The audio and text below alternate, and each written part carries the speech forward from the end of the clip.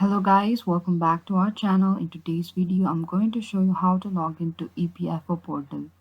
To access your EPFO, which is Employee Provident Fund Organization account, you can follow the steps. First, open your web browser and navigate to the official EPFO website. Simply type down EPFO and enter it.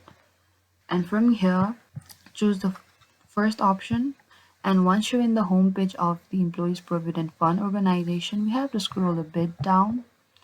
And under here, Employers Portal, click on that. And here we could see on beside establishment sign in, under the establishment sign in, there's a username required and also password in order to sign in. And you have to simply enter your details over here. And after entering your details, you have to click on the sign in over here.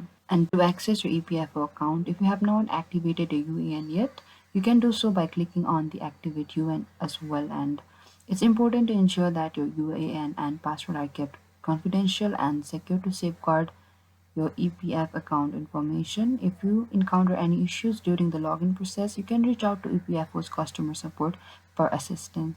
Thank you for watching this video. I hope I could help you. Don't forget to like, subscribe, and hit the bell notification icon for more upcoming uploads.